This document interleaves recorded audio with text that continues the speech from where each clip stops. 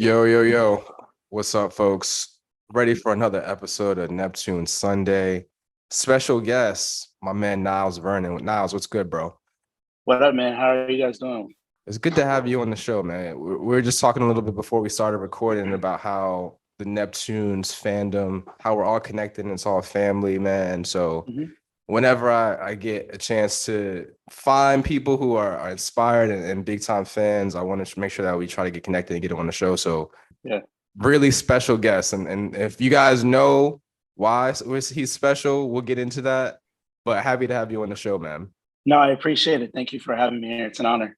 So go ahead if you want to just do a brief introduction on you and yourself and maybe talk about how you got into what you're doing. Yeah, I am a multidisciplinary artist.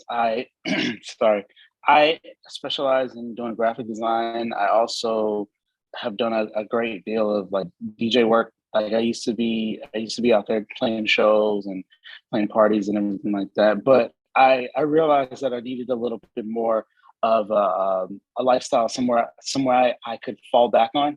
So I went back to school and I got my degree in communications. However, I realized that once I graduated, I needed something, and my heart was always into graphic design. But I realized that okay, so to go back around 2011, 2012, I started a music blog.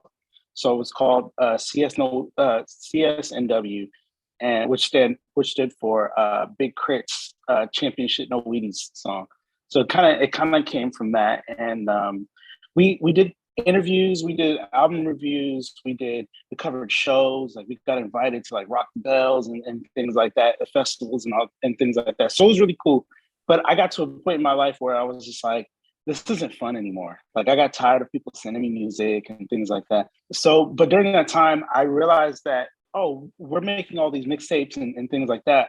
There needs to be somebody creating this art. I don't want to spend money to outsource art. So I just went and bootleg Photoshop, and just started messing around. And like the most basic shit, like you would in drag a photo and then just put text on it, and then like there's no really depth to it. But it was just really something just so I could get by, just say, oh, okay, we're doing this. So that kind of turned the key on what my job is now, which is a graphic designer slash brand creative for Revolt. So working for Revolt, before we get into the rest of our conversation, Mm-hmm. gotta have a bad boy conversation. What Yeah, go ahead. I grew up on Bad Boy. What do you think is your favorite Bad Boy Neptunes collab? Damn, that's a hard one. I definitely, and I'll bring it up later when we go through like all the songs and shit. Uh, I forgot the name of the song. Hold on, I gotta look for it. It is called "Partners for Life" with Diddy. Like Mm, that. That at that point in my mm. life, I was like, "Oh no, this felt so good." Like it's like to me, it feels like like like blue silk, and that's probably because the album cover kind of looks like silkish kind Yeah. of graphic material. But yeah, it just makes me feel like so good. And I love the way it comes in. I love the drums. I love the snare. I love all of this shit. But yeah, that was pretty much the one that set it off for me. But let me tell you this: I was never really brought up on like hip hop. My mom was always playing R&B. My dad was either Yeah. playing like reggae or like Stevie. So when I was young, my mom played Biggie, Diddy, SWV, Total. So that was ingrained in me from then. And all of that kind of like sprawls into like the collaborations that the Neptunes did with SWV and fucking Total and Yeah. things like that. So it's just like, well, I don't know if they did work with Total. They did Yeah. Yeah. the Bee Boy Gees, meets yeah, girl. the Bee Yeah. Gees joint. Yeah. So like I heard all of those songs on those albums, and I was just like, oh, but as you get older, you don't realize until you check the text, you Yes. check the track list and you check who's on it and who contributed. But yeah, so that's definitely, I hate to expand on that too much, but yeah. Yeah. Yeah, man. I mean, Partners for Life is something that I think that is one of those songs that I think a lot of people haven't heard.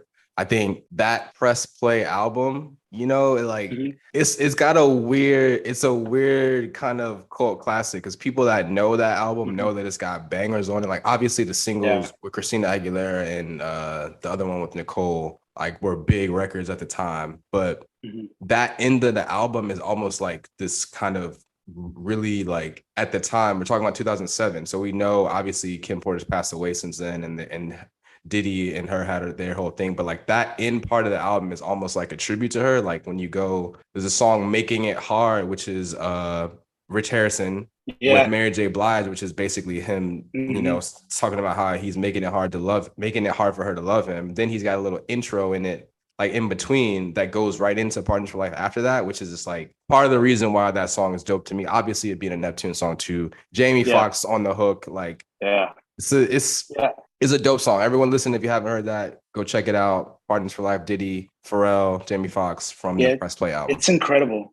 It's incredible. Yeah, man. So talking about design, you know, what are you thinking about? There was this we had this conversation on Twitter last week about this mysterious nerd launch that came out last week. Mhm.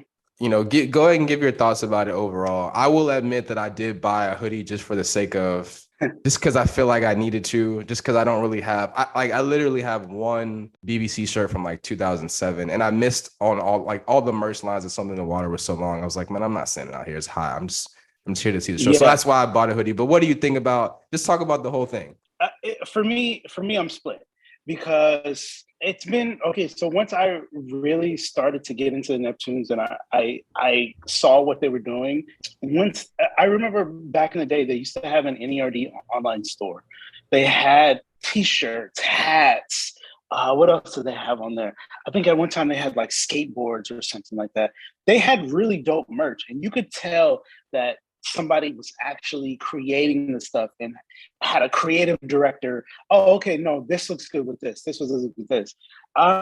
I think for me, it lacks creative direction. It lacks a fan's touch, if so to say. I think somebody is kind of just putting these designs together and just throwing them out there and not really thinking about what they really mean to people and see if they, because there's certain artists that they drop shit and shit is sold out. It's sold out immediately, you know. But I think that it's probably that way because Chad and Pharrell aren't the face of it. You know, Right. Chad Pharrell and Shay aren't the face of it. And I think that it's kind of the same way with the Star Trek merch. Like Right. they're not fully behind it, so there's nothing to really attach it to. However, there's still a level of nostalgia. Right. Don't get me wrong, there's still a great level of nostalgia there, but I just think it lacks it lacks a creative vision, you know, and somebody to really understand what the fans are into, you know, Right. because there's different type of fans, however. But I feel like a lot of this stuff is kind of like a money grab. For me personally, I think it's a money grab. I think it's also it just lacks the cohesion.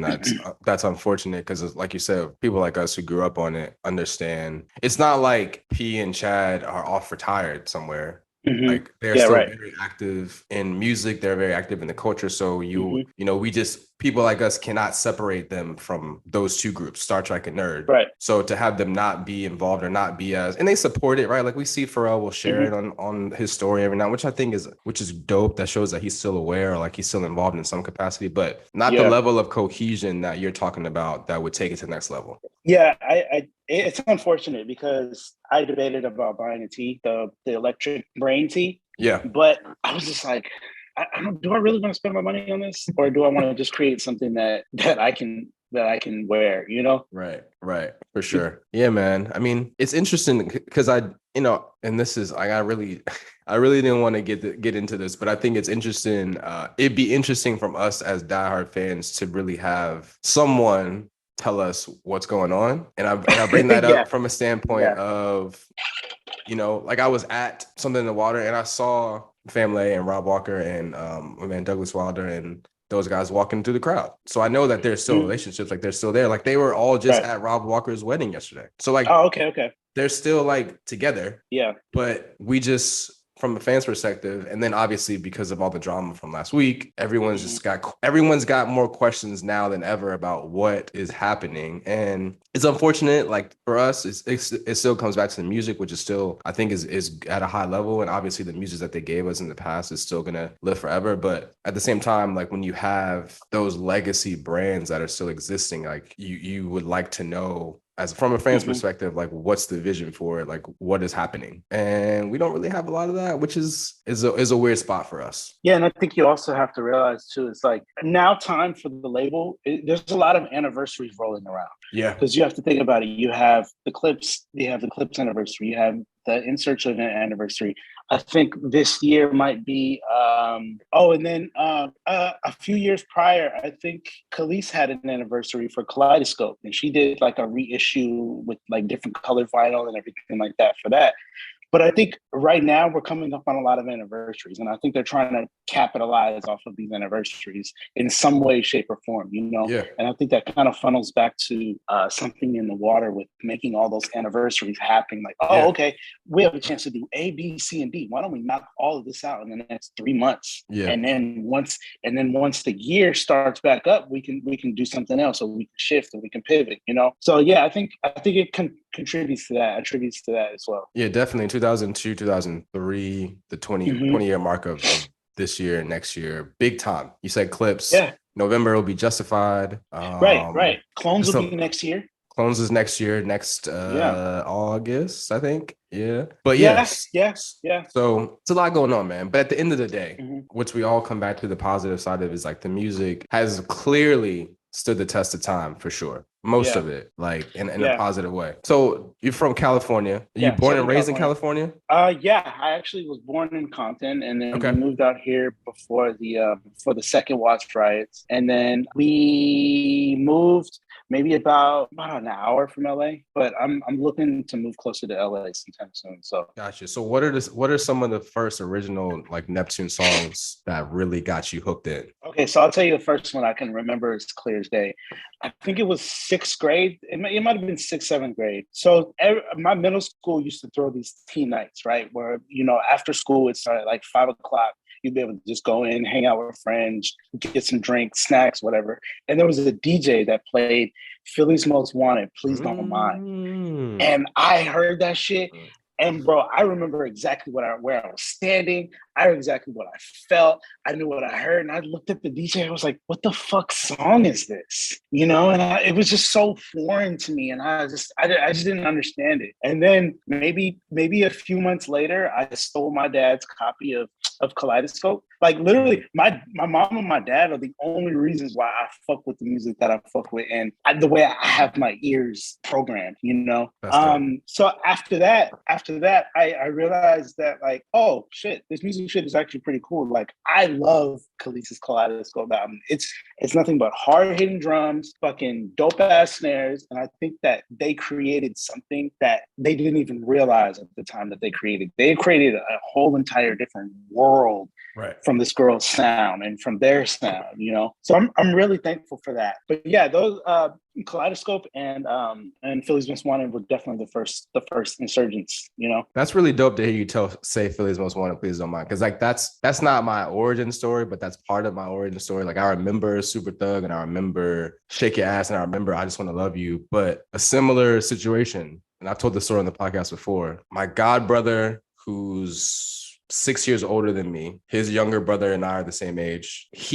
My older god brother goes to DJ a party for these two girls that go to our high school. Me and his younger brother, and we're freshmen, and the girls are seniors. And so like we found out that he's DJing this party, so he's like, come with us to carry the crates, and we were just like mind blown. Like we get to go to this party with all these kids that go to our high school that are older than us, and we shouldn't be there. And I just remember him playing Please Don't Mind, and this is Richmond, Virginia, right? Like this is not, you know, this is not like Philly for them, or it's not like, you know, it was a big moment. The response to that song really stuck with me, considering the vibe and the environment that we're in. So that's dope that's one of your OG songs too. Like that's one of my favorites. Yeah, that one, and what's the other one? But after that, it was kind of like, that was around the time where, you know, like everybody talks about like they had 75% or 60% of the joints on the radio. That made up stat. Right. Yeah, right. So they had Mystical Shake Your Ass out at the time. They had, what was the other one? I Just Want to Love You out at the time. It was a lot of little things that they did and that they put out that were just crazy. Fucking Diddy came out around that time, and people were Harlem Shaking, fucking Fabulous and all that shit. Like, it was so many different cool fucking periods that they had, but that I don't think they realized that they had. I think they were just working. Right, for sure. So I kind of alluded to it in your intro, one of your claim to fames, man. Like, just tell us how you got connected with Cory and you guys made the Neptunes fans dream compilation. It's the Neptunes fan or anybody, your guide to every song that is out there that exists. Tell us how the Other Side of the Planet collection came to be. Okay, so the story kind of goes back. It goes back to like 2012. So you remember the time that Frank Ocean was like bubbling. Like he was like the new hot shit. So around that time, the only thing that was out was like Novocaine. I think Swim Good was out. And then he had just put out Pyramids. Pyramids was a really fucking big deal. So around that time, Nostalgic Ultra was out. So I put out an EP called White. And it was kind of modeled after what he created, the song White from the Odd Future compilation or whatever. So I just created like a 20-song album of like B-sides and little snippets and stuff like that. And I put it out and people fucking loved it. And Cory was one of the people that were like, who made this, you know? And he hit me up and he was just like, yo, like I wanna work with you on something. Like, what you got going on your plate? I was just like, oh, I have this project and this project and this project. And then I was like, oh, I have this Neptunes thing that I work on. He was like, wait. What is this? Tell me more about this. I was just gonna take all these Neptune songs, throw them in a folder and just put them online. And he was just like, no, let's build something from this. So I think he saw it before I did, you know, because what I was gonna do, I was just gonna take every week, I was just gonna grab 20 random songs and put them out. But he had the idea of actually building out a full-fledged collection. And at the time, I didn't realize how much fucking work that was, you know? And a lot of the material didn't even come from my collection. And I have to put this on record because this person has said things about me and Cory. So DJ Freaky, aka from the Neptune Star Trek forum, Neptune's blog. He runs the Neptunes.org. It's a really, really dope site. But yeah, I have to give credit for him because he supplied a lot of those songs. He supplied a lot of the unreleased, the edits. Like even if you search up the collection, just type in DJ Freaky and he'll come up. And all of his edits are like, so I didn't change anything or try to like commandeer what he brought. Right. We just wanted to bring everything together in a way that I've never seen. You know, everybody would throw songs in a folder and say, oh, this is a discography, but nobody really made it a production. Right. You know, nobody ever gave it like its own space, its own respect in a way. So after that, we did that. We put it out 2012, 2013. And like we had people like Don Cannon hitting us up. We had a member of the Roots hitting Cory up. And it's like, I don't know if you know who Cory is, right? I do. So let's take a moment to make sure everyone that's listening, we're talking about Cory Townes. He is a DJ, a personality in the business and the culture. He just also happens to be Jazzy Jeff's son, which is cool for me. One, I grew up on The Fresh Prince. That's my favorite TV show of all time. But I live in Philly now. I actually caught a bit of Cory at Bruce Picnic this year. You know, I saw his dad with Will Smith at Will Smith's book event last year. So being in Philly now and really has really put in perspective for me personally how much Philly has impacted my life and cultural and music and all this. And Cory, through his dad, is a part of this. And now through you and Cory's collection of the discography is also a really cool part of it as well. Yeah, I really attribute all of this to Cory because he kind of gave me he put the battery in my back, so to speak, you know? So I pretty much went through, grabbed everything. It was a rigorous process because I had to go through and make sure I had every song out of the discography. And if I didn't have it, I had to go find it because I don't want to like put out something that's incomplete, even though I have before. But I wanted to make sure I was hitting every corner, every note. Even, I don't know, there might still even be duplicates in there. I remember going through it and I was like, oh, this is a duplicate. So I would edit and do different things. But yeah, that project changed a lot for us. It changed a lot because eventually Pharrell and Scott Venner got a hold of it. Oh, that was the other thing. So Cory was promoting it one day, and I guess Scott Venner, he follows Scott Venner, and Scott Venner follows him, and he tweeted out, "Oh, this is the collection," and Scott Venner said, "Oh, is this even legal?"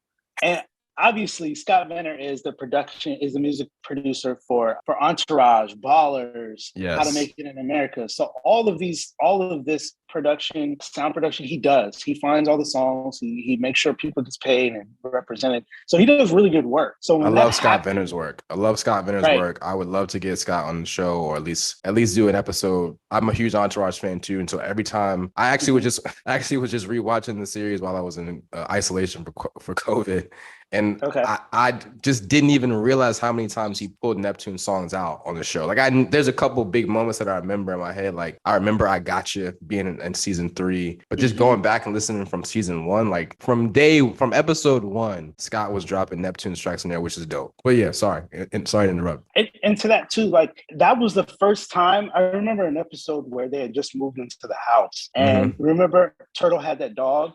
He was smoking with the dog, and I guess he got the dog high. That was the first time I ever heard Dilla. I not Dilla, but I heard Dilla's Won't Do. And I heard that shit and I was like, what, Dilla made this shit? And ever since then, I became a hardcore Dilla fan. But anyway, to go back to the Scott Venner thing, if you go on Cory's page, the banner, his banner is still, it probably still might be Scott Venner. Every now and then I go back and check and see if that tweet from Scott Venner is up there. And most of the time it is. That's funny. Yeah, so it ended up getting in the hands of Scott, and then I guess Pharrell got introduced to it. So he reached out to Cory and he said, hey, we're working on this next NERD album. We want to try, and I guess at the time Cory was trying to do, he was doing his journaling, or not journaling, he was doing his writing. I forgot what that's called, but whatever. Yeah, so he wanted to get an interview. And P said, yeah, surely before this next interview. Mind you, I kid you not, maybe a few months later, Cory hit me up. He was like, hey, just a heads up, this is happening. Don't say anything.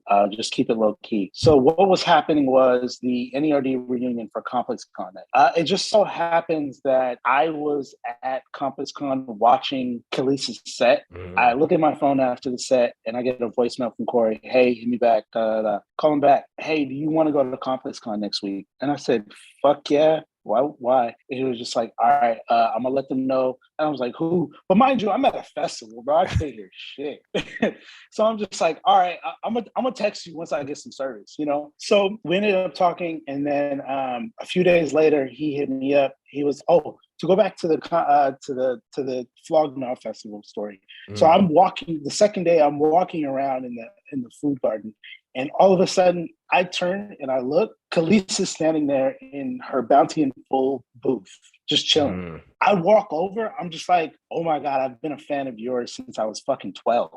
You know, she's just like, oh my God, like people like you come up and tell me the same thing all the time. Like, and I was just like, no, you raised her, you know? So she was super fucking sweet and super nice. And I appreciate her because she didn't have to do that. Right. You know, so after ComplexCon, and I got another call from Cory. He was just like, hey, they're trying to get us to ComplexCon. But at the time, like, I'm so skeptical on things like that because it's like hearsay until the paperwork shows up. Right. You know, so I tried not to get too excited about it until things showed up. So I remember I was getting off work one day and I got an email. It was Pharrell's manager. His manager, Alexa D. Persia. I forgot her name, but she called me. She sent an email and she called me. She was like, "Hey, Pharrell wants to get you guys out for ComplexCon for the NRD reunion. Hey, give me a call back." So she called her back, sent all the travel info. But they booked us a hotel. They gave us VIP. Mind you, Cory's in New York, so they flew Cory out. You know, so they put me in a hotel. Really nice hotel, very clean. I was just like, okay, all right, cool. So we went to ComplexCon. Mind you, that year they really had dope ass NERD merch. I don't know if you remember the merch from that year, but everybody was doing merch. There was merch from Ambush. They were doing like NERD diffusers. It was just really, really fucking cool stuff. And I think that for me, that's the contrast between the NERD merch now and the NERD merch from that period, right? Because it was just so much thought into it. So we go into Complex Con. The first night is like the reunion concert. So we're in VIP thinking they're going to bring us backstage. None of that happened, right? It was just a show. So the next day, Complex Con, we're just hanging out, whatever. And they filmed, what do they film? They filmed the Other Time show in one of the halls. So everybody's lined up in the show. And the cool thing about it is they did a Star Trek reunion. So they had Loic on there. They had Rob Walker, Fam, Pusha T, pretty much everybody, right? So I'm just fucking geeking out. I'm just like, bro, this is the family right here, right, Right. And so I get a text from Cory. He's like, yo, be on standby. And I'm just like, what the fuck does that even mean?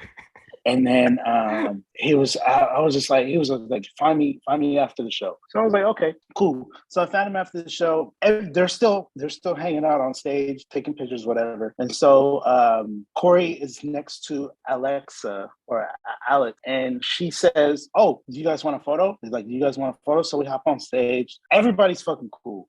Pharrell is as skinny as Pharrell is in pictures. He's even skinnier in person because he's like a shorter Wiz. Wiz is super skinny and bony, and as awkward and weird as Chad is in interviews and such, he is in real life. He was very, very like, okay, what the fuck is going on, But yeah, so after that, it's been really cool. Like people have really gravitated to the project, and I'm sorry for making this so long-winded. Yeah. But yeah, people have gravitated towards the project, and I really appreciate it. And it's been a blast because that's kind of like my life's work in a way. Yeah, it's a labor of love for sure. No, for sure, definitely. It's a labor of love, just like this podcast is for me. Like, you and Cory basically did for the world what I kind of do for my little small group of friends. Whenever I was the one that was going to download all the songs and making sure everyone had all of them, as many as I can find. But as soon as and the crazy part to me is like, I guess in between my when I actually got and really invested into my career in the sports world, I really have been locked into that and have just been picking up the Neptunes music here and there. I didn't even discover the collection until last year. I don't know how. I don't know how I missed it. I don't know what. I don't know. But as soon as I found it and I realized I saw it. I don't know if you tweeted it or Cory. I don't know. Somehow I found it and I was like, "Are you serious? Is this what I think it is?" And I was like, "I'm downloading it right now."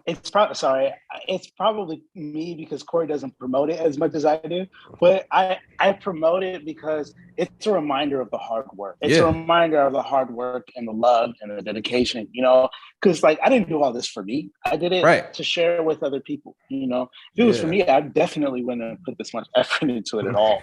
Yeah, man. I sent it to them, and like the guy I just talked about, my godbrother who's my age, like he will hit me up periodically when he discovers something new that he think is amazing. Mm-hmm. Like, so let's use that as a segue. I want you to go and talk about your favorite underrated songs, not unreleased, but underrated songs that you think. Give me your 5 favorite underrated non-single Neptunes, Pharrell, Chad tracks. Okay, so I have 2 different lists, one for Neptunes and one for Pharrell. Okay, that's cool.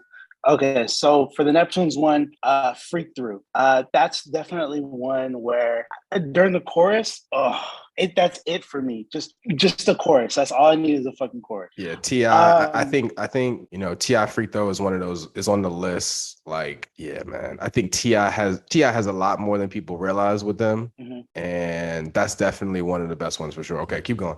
Slim Thug, Ashley the Classy. Mm-hmm. I love the way that record makes me feel. It makes me feel warm and bright. And it's kind of like obviously it's a Biggie reference, mm-hmm. But it's so dope to see Slim Thug's time period during Star Trek, like Star Trek signed and put out Slim Thug and Snoop Dogg within the same year, right? Within the same year, and they were both great albums. And it's really crazy. Up until about maybe 1 or 2 years ago, I won't say years, but say 1 or 2 albums ago, Robin Thicke was still signed to Star Trek. That's crazy. Yes, it's very crazy. Even if you look at some of the back of his albums, the Star Trek logo is still on there. And I said, wait, how? Why? Why? Like Wow. the label's defunct. That's crazy. Okay, and then the next one, obviously, we talked about Diddy Partners for Life. Mm-hmm. Beyonce, Kitty Cat, The Bridge. The Bridge is everything. Mm-hmm. It just everything. And we just did our Beyonce episode, and that was our vote for the best collaboration with them. I think. Okay. I don't know why. I don't know if it's Beehive people specifically that don't like that. So I don't know. I think there was like last year there was some kind of conversation on the internet about what the worst Beyonce songs were, and I was on the list. And I was like, you guys are crazy. I think that at the time, okay, so B-Day and this new album are the only two Beyonce albums I really like. Everything else is kind of, I like a few off Care, or not Care, 4. Yep. Like I Care is really dope. The one that Frank did was really dope. Rather Die Young is amazing. Other than that, she is hit or miss, but Kitty Cat definitely stood out for me. That one in Green Light. And I don't know if you remember this, but like I really remember a lot of Neptune stuff. So I don't know if you remember, BT had a making of album documentary for B-Day. And she said that Pharrell and Chad came through and played Kitty Cat and Green Light live for her, and that's what sold her on the records. That's crazy, but it makes sense though. It does. And then the last one for the Neptunes one would either be a toss up between Justin Montana and Justin Breeze Off the Pond. Okay, so and I know two Men in the Woods. Yeah.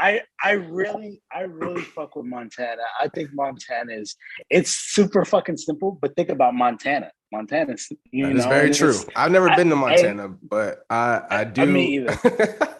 Yeah, that is the vibe that I get from that place, of it being just very low key, very chill. And my ear is so obscured. Like I like the weird things, the way I don't know if you've heard Steve Lacy's new album. I need to check it out. He has a song on there called Buttons. It reminds me of something Lenny Kravitz would have did. However, he has this one part in the song where he sings like, "Oh, you treat me like a dog," and the way he sings it, it makes my heart fucking melt. It's just perfect. But yeah, Justin Montana is definitely one.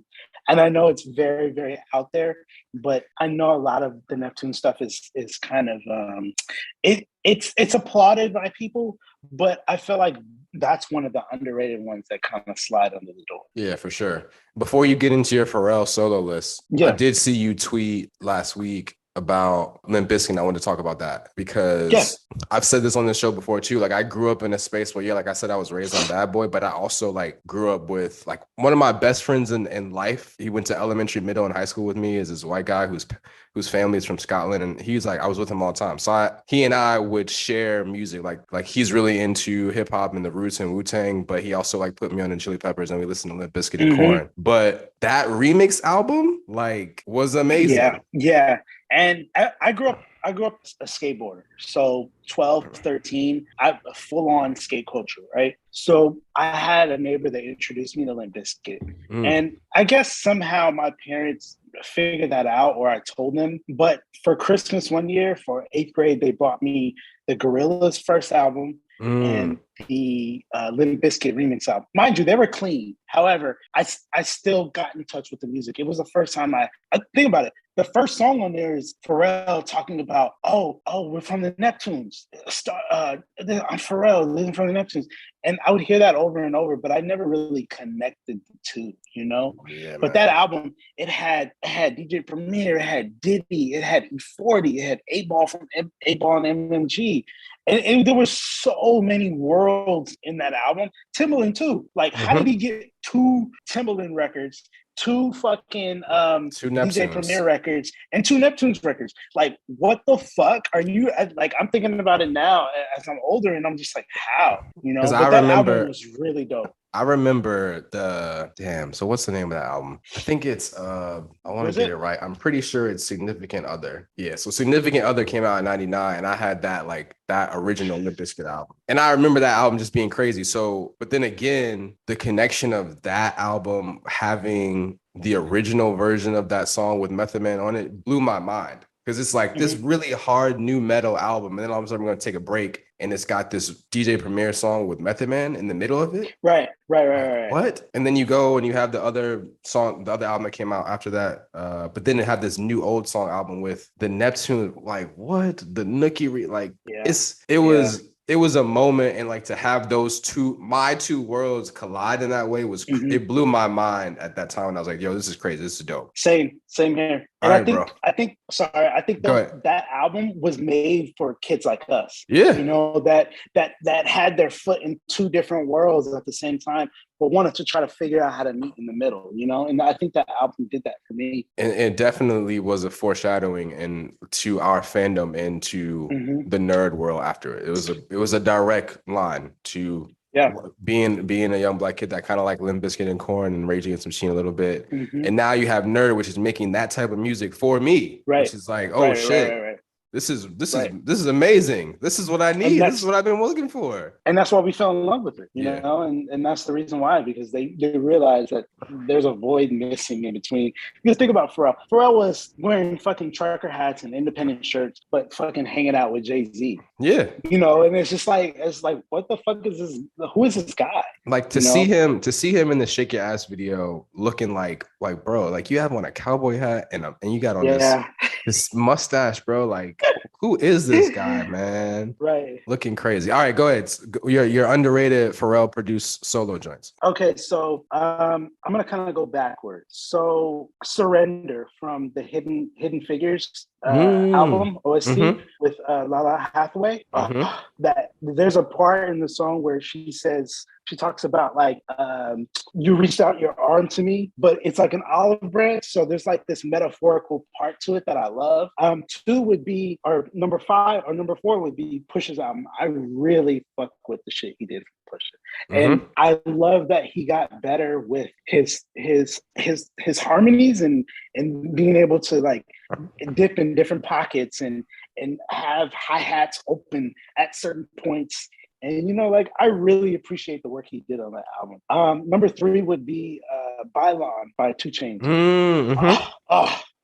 Okay, so I don't know if anyone ever hears this, but at the entire song, Pharrell is vocalizing, he's vocally harmonizing through the entire song.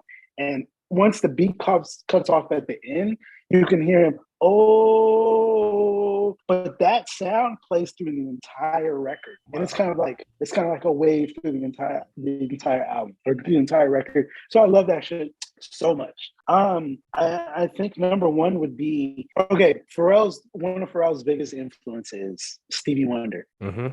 He did a song on how to think like a man part 2. Okay. It was Mary J. Blige, See That Boy Again.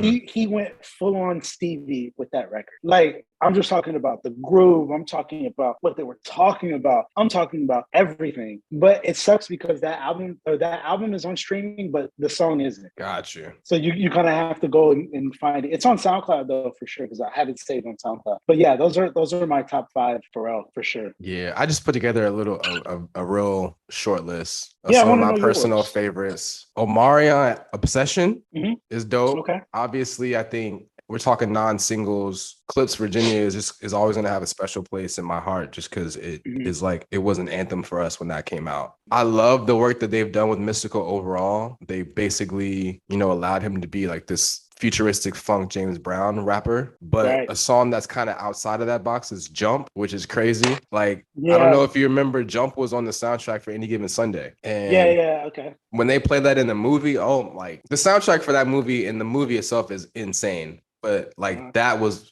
Jump comes. It's Mystical's energy on anything is always crazy. Nori's got a lot of them, and I think a lot of people don't know Head Buster, and I love Head Buster. I love Head Buster. And then one of my all-time favorites, Jadakiss, Hot Sauce to Go.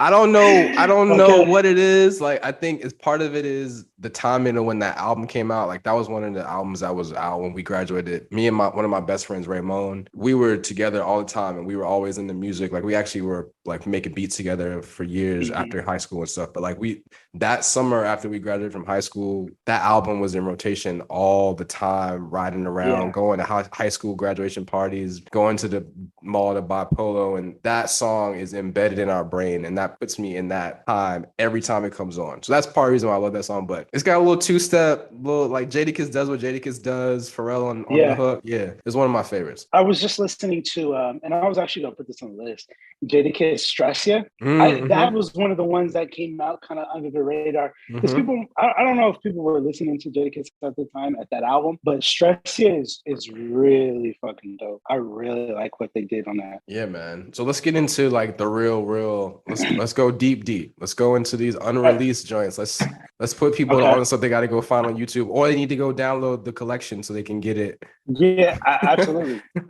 All right, what you got? So number one would be Alana Davis, Here Inside. Okay. Alana Davis, I remember seeing this Alana Davis album at Warehouse, and I was just like, okay, what is this? So I think I bought it, or either I stole it from my dad or something like that. And they had a song that came out. It wasn't on the album, but of course it wasn't on the album, but it's called Here Inside. And that song is really dope. They did another one called New Glasses. Okay. Like what the world sees or what the world needs is new glasses. And it's kind of like a frame of a reference point, like, we need to change. We're all one, Right.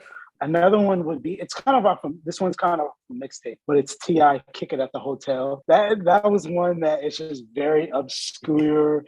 It's very like, what the fuck is this? It feels very unfinished. Yes. And it's just like, it's very unpolished. I know exactly what you're talking about. Yeah. And then another one is and that's probably the reason why I wanted to do the project that I recently just did, which was a Roscoe P project. Roscoe P had a very, very lengthy list of songs that him and Pharrell did. But the one I want to reference is I'm Talking to You. Okay. That came out in a point in my senior year, fall of senior year. And it was just like boom, boom, boom, boom. And I would listen to that shit all the fucking time on the way from and to school. And then this is another one that's really kind of deep. Teriyaki Boys, Cho Large. I don't know if you're into Teriyaki Boys, but that's Nigo's old group. And there used to be a guy on there, Verbal. Verbal was a dope ass rapper because he could rap in English and he could rap in Japanese. Yeah, for sure. But at the end of that verse, P's verses is on there. That shit is crazy. Yes, he talks about like, yes, he talks I know exactly about what you're talking about. Oh, buying like this car, and he at the end of it, he's like, man, fuck this shit. I'll just buy Enzo.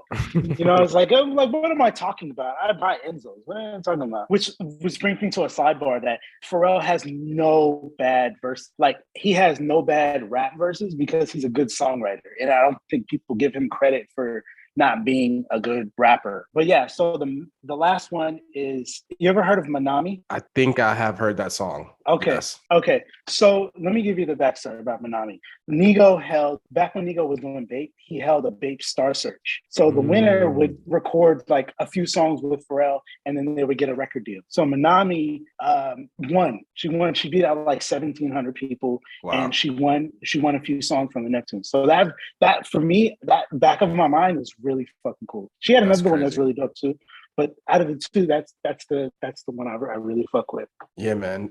Definitely love the Roscoe joints. Again, it comes back to Philly, right? Like, it's so dope. I said this on the episode that I did about Philly. To hear those guys in general, Philly's Most Wanted, all those Philly musicians rapping about stuff that they lived here in Philly, and then I actually am like on South Street or like I'm, in North Philly doing whatever. There's a bar on Delinquent when Roscoe's basically talking about a suburban part that he wants to get a house in the suburbs in Philly that I actually like, which is dope. And I'm like, oh yeah, that's up, which is crazy, man. I thought Roscoe had a ton of potential, man. Like, his bars were always like unconventional, but still high level. Like, you felt the energy he brought to all the songs that he did with them were always dope. Yeah, and I was thinking about it yesterday too as I was running through the joint. I just realized that Delinquent is sampled from What a Beautiful World or What a Wonderful World. Because think about the first opening lines. That's What a Wonderful World, And that's another thing too. I asked P about Roscoe. I was just like, when's the last time you talked to Roscoe? And he was like, I haven't talked to him in a while, but I'm pretty sure he's doing fine. That's dope. You know, so I hope that, and I don't know if people know, but Roscoe is in jail. Roscoe P. Coltrane is in jail for a double homicide. Yes. For life. He's in jail for life. I don't think he's ever going to get parole. However, I hope that he does, but we'll be praying for him for sure. Yeah, man. I think he mentioned that. I guess that's on the Gangsta Grills. Like it was part of like an interlude in between one song where he was like shouting out Roscoe and wishing him luck with everything in this case. So that's like that's 26. 2006. That's how long Roscoe's been locked up, which is unfortunate, man. So shout out to Roscoe. We miss you, man. We appreciate the music that you gave us. Yes. But hold your head, man. Definitely, man. I think so. My 5. Usher Wifey is Usher Wifey was dope. I think that's another one of those that has a sentimental meaning to me. Like that was when I was in a serious relationship when I first heard that, and it was just a random. That was a throwaway. So I guess it was post Confessions, right? So like it was like, oh man, like this is what's going to be on the next album. There's a lot of hype for it. So it was either post Confessions or Confessions. Maybe it was a leftover from Confessions. Yeah, because there was another joint he did with Vanessa Marquez. The Sweet Lies. Sweet Lies, yeah. Sweet Lies was another one. Yeah, man. So literally, I think this might have been the first song that I clicked on when I downloaded the collection. And my mind was just like blown. Foxy Brown Magnetic. And I was like, how did I miss this? Like, this is like, what is happening? Like, what is happening? Foxy Brown doing what she does, but like the beat was, you could tell it was one of those where it was like it's got the sound of Pharrell like on the drums a little bit, whether he's doing it electronically or he's actually playing it like. But it's I love that when those sounds come out for sure.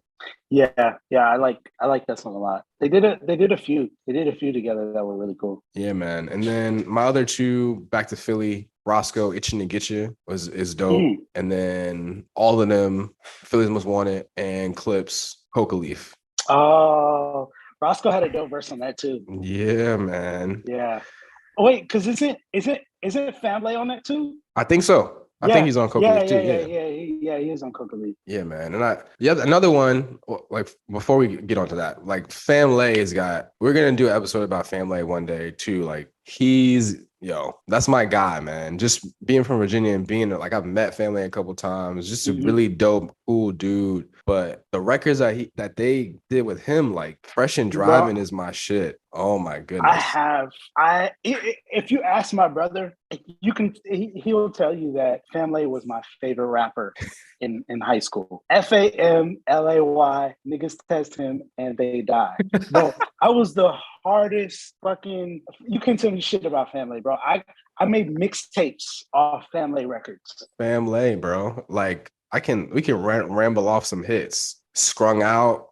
Get busy. Call the ambulance. Like Call the ambulance. What was another one? He had a bunch. I felt bad for his career because he couldn't really make the move to bounce back after he got dropped. Right. Because he got dropped. He got dropped. Everybody knows that he got dropped from Def Jam. Right. But he's pretty much the only Star Trek artist that was in Def Jam. Fight for New York. He was in the sequel to their video game. Yep. But yeah, I really love Family because he just did what the fuck he wanted to do. He didn't try to like ride anybody else's wave. We're just part of the family. He is very much and has remained this way since he's been out. Just been a dude from the 757, which is which is a part of the reason why we love him so much, is because he's who he is, and that's dope. He knows his place. Yeah. He knows what role he plays. Yeah, man. So what do you think about some of the new releases that have been out in the past year or so? I was talking to my friend about this the other day, and it's hard because, I don't know if you remember before the pandemic, the Neptunes were about to rebrand. Like they had an Instagram, they had Twitter, but I think the pandemic kind of fucked that up. So I think they scrapped that and it was phased out. But I think this new Neptunes thing, it's a kind of hit and miss, but I like the scissor joint that they did hit different. That shit actually reminds me of Obsession. Like anytime I hear the scissor joint, I have to play Obsession right after because it takes me back to that same feeling. Another one I like is Punch Bowl. I really like Punch Bowl. Punch Bowl with the clips. That one's really dope. And then the snow Allegra joint, In My Eyes. That shit's really tight. I really like that. But other than that, I mean, I honestly think that Chad is a little bored, and I think he's starting to realize that he needs some type of other stimulation. And you can kind of see it in his interviews. And he did an interview with GQ where he just sounded bored. He just sounded bored with music. Like he just wanted to go to the Guitar Center and mess around with the instrument. Yeah, he was talking about how he was part of some like local band that he would go to, and like his band teacher was in it or something crazy like that. Right. And that's purely out of boredom. Like, oh shit, I don't have anything else to do. Let me go fuck with this, you know. But it sucks because I would have thought that they would be making amazing music still, you know, like, but there's not a level of, and it makes it hard because there's not a level of super producers anymore. Right. All these kids are coming up on these albums. These producers from SoundCloud and shit are coming up on these albums, and they're outworking the shit that these super producers are making, and they're kind of taking their money, you know. Right. And I think that's just because technology changed and the way that the way we access things have changed, you know, like we're closer to our artists than we've ever been. Right. You know, like I think that kind of the whole thing kind of damaged their relationship in a way, because there was a period where they weren't making music together at all. There was like a 5-6 year period where there was no Neptune music. It was Chad here, and then Pharrell, and then Pharrell had his whole Happy run, and that really kind of upticked the production, you know. And I think during that time, Chad was just doing what he wanted to do. But I'm always gonna love them for what they did before, you know. Like I don't hate anything. Like I'm able to still like an artist, but not like everything. Right. You know, like I'm not just gonna throw away everything just because I don't like it, you know. But yeah, I definitely think that they I thought that they would be a lot stronger now, just because there's the world has changed and they have more access to things, and they're brothers, you know, like they're family. They know each other inside and out as much as they probably can figure out themselves, you know. Yeah, man. I think, you know, it's just we're at that age where we've been around long enough to hear a lot of different phases of a career for a bunch of people. Like people could have the same kind of conversation with Jay-Z, like, because like Jay-Z said this a long time ago, if you want my old shit, go buy my old albums or something like that, right? Like it's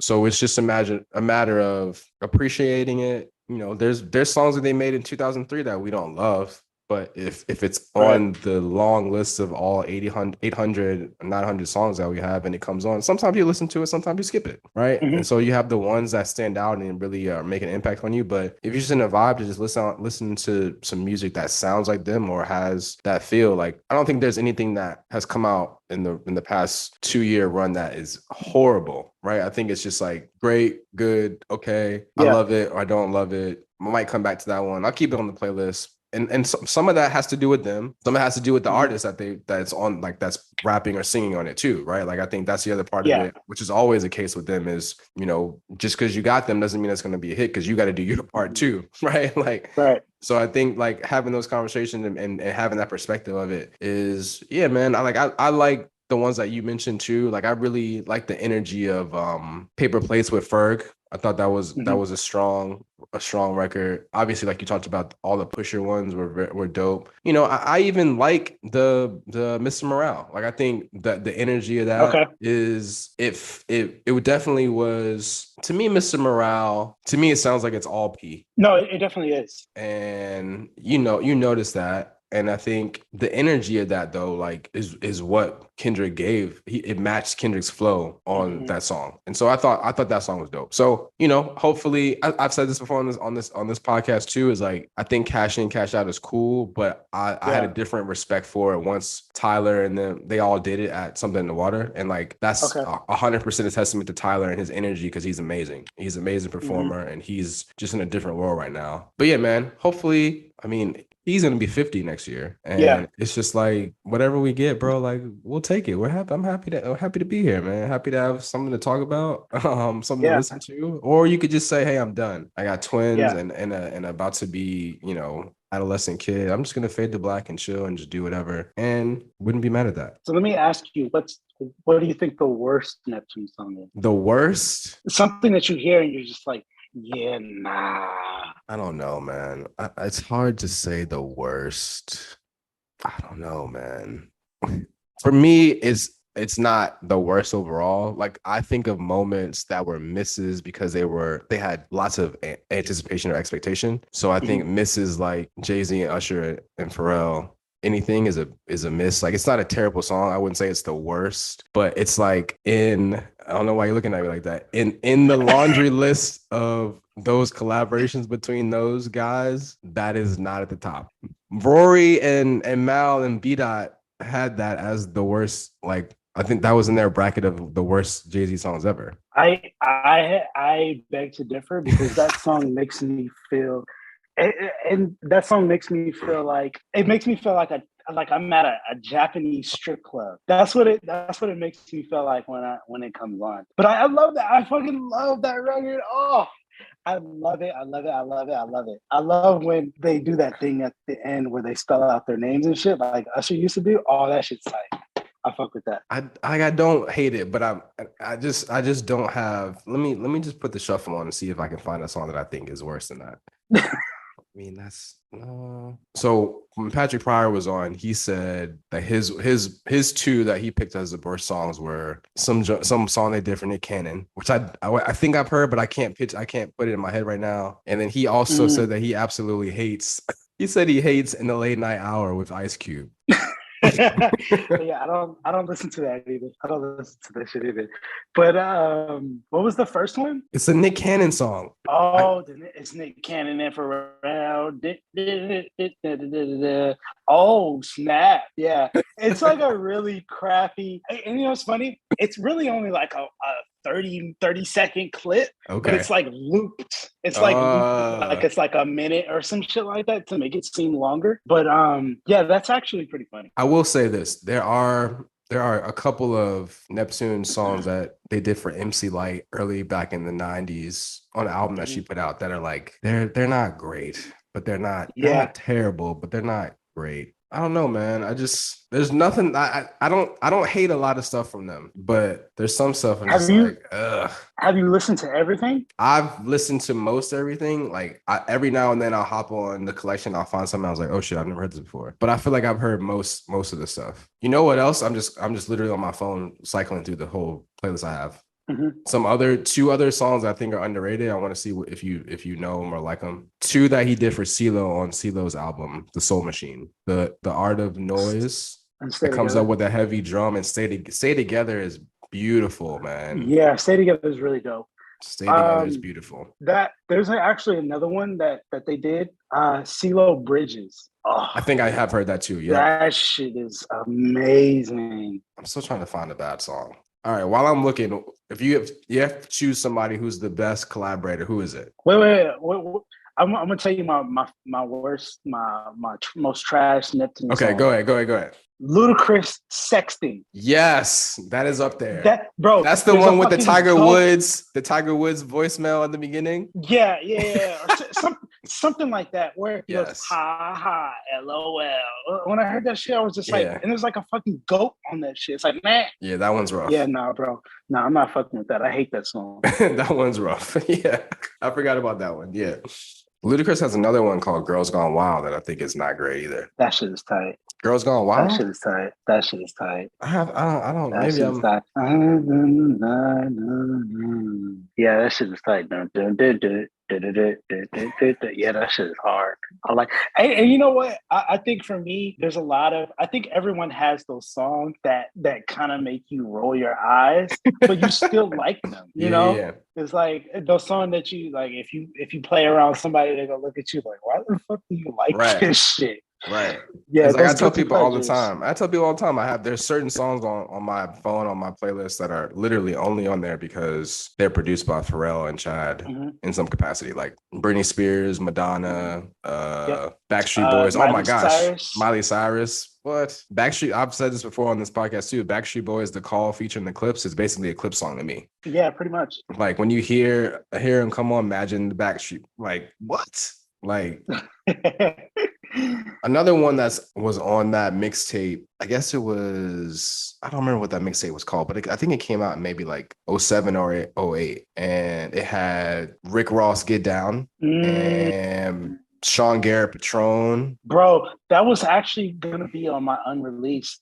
Either because it was released, but it wasn't released. Right. It was, yeah, like, but it was yeah, like a Lucy on a blog somewhere. No, it was on it belonged to an album. It was on okay. It was on one of Sean Garrett's album. Wow. But it was like, yeah, but it was just so left field because first of all, Sean Garrett's a writer, a singer, a producer. Why the fuck does he need a Pharrell song or a Neptune song? Like, why? So Patron for me, Patron is dope. Put that out. Patron is dope. That song is really dope. Patron is dope. All right, before I let you go, who is your favorite or the best? You pick whether you want to do favorite or the best, or you want to do both of the frequent collaborators. So we're talking. Oh, okay. 3 to 5 songs at least. Okay, so for one, they would either have to be out of Jay or Snoop, right? Usually it comes down to those two. Pretty much, right? Mm-hmm. So with Jay, it would definitely be Fuck All Night. Mm-hmm. It would be, I really like Ballad of the Fallen Soldier too. Mm-hmm. But so it would be Fuck All Night, Allure. Damn, what's the other one that he has? I'm so sorry. Let's see. Jay-Z has a bunch. You can go. Yeah. I love Nigga Please. I love. Yeah, Nigga Please is. So that would be 3, Nigga Please. La La La. Yeah. The remix to that. Remember that shit was on the Bad Boys 2 soundtrack? Mm-hmm. Yeah, that shit was on there. Mm-hmm. What else? So we talked about anything. Obviously, I just want to get. I Want to Love You. Mm-hmm. I Know from American Gangster and Blue Magic.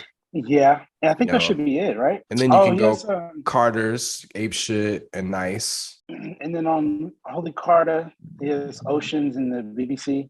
Yeah, and I don't know.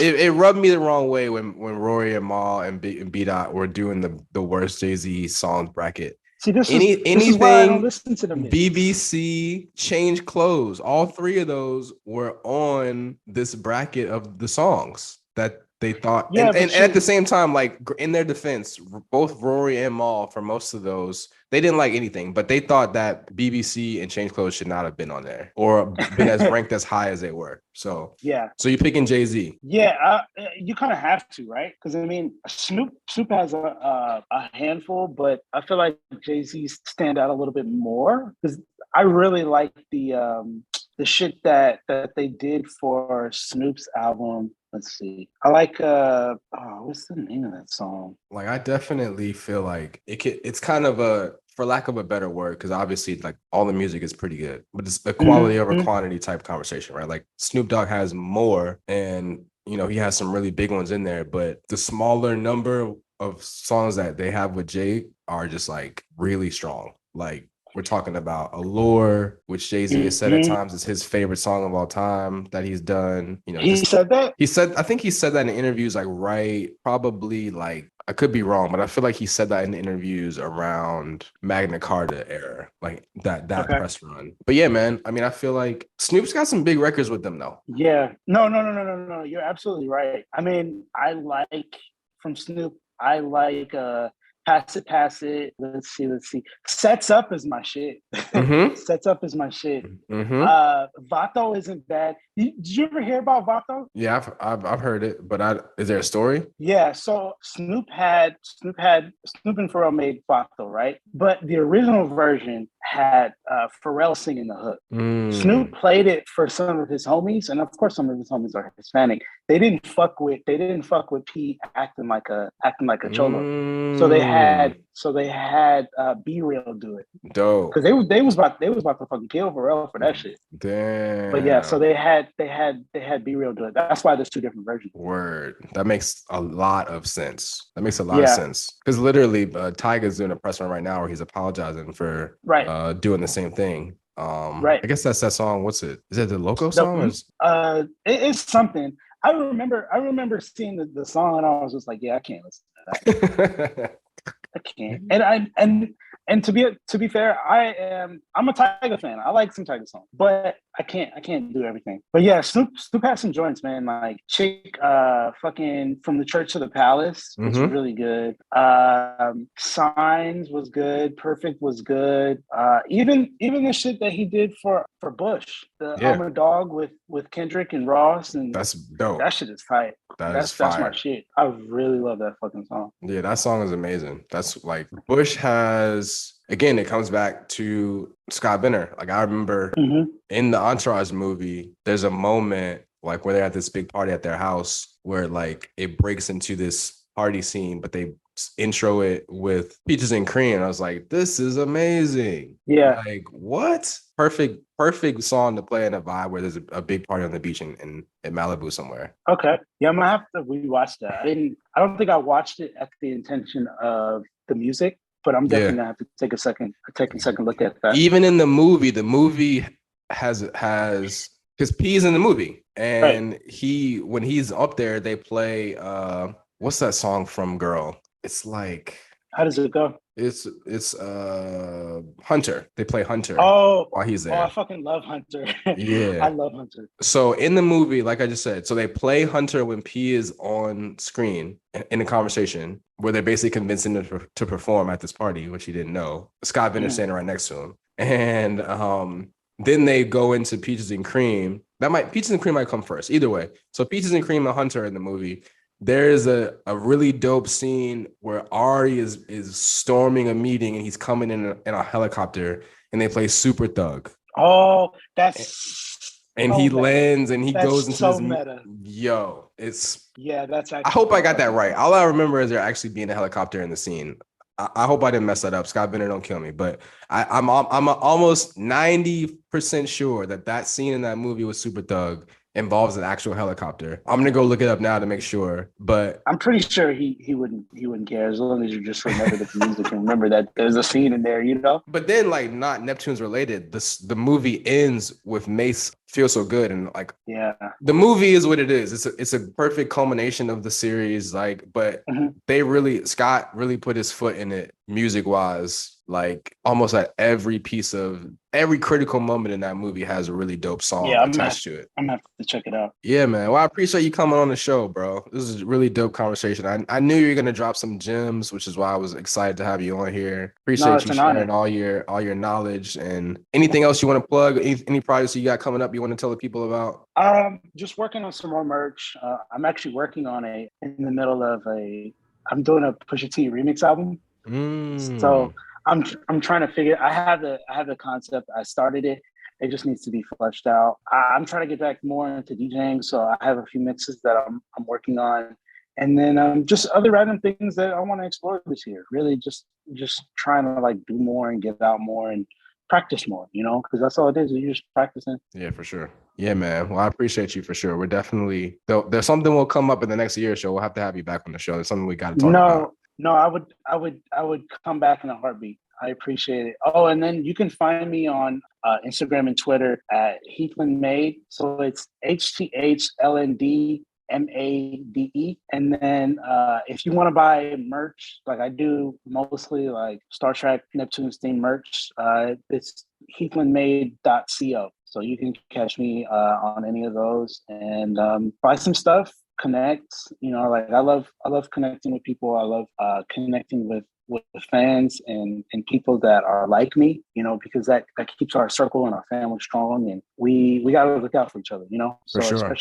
especially us out here, because there's only a few of us that really still give a fuck about the music and how it makes us feel and how it carries through our day, you know. So it's really special because this is something that I hold dear to my heart. Yeah, for sure, man. I really appreciate it. I feel the same way, man. Music is bringing us together, man. Like, and this is the music's always got a lot of love in it, and that's one thing that our world needs a lot right now is the love. So the more that we can spread it, and the way that I hope this podcast can be a vehicle for that, you know, appreciate you coming and being a part of that too. No, thanks for having me. I appreciate you. I appreciate the whole movement, and I have to go back and re-listen to all you guys' episodes now. So yeah, man. So everyone, make sure you like and subscribe on Spotify, Apple, and SoundCloud. Neptune Sunday. Appreciate everybody listening. Catch you next Neptune Sunday. Peace and love.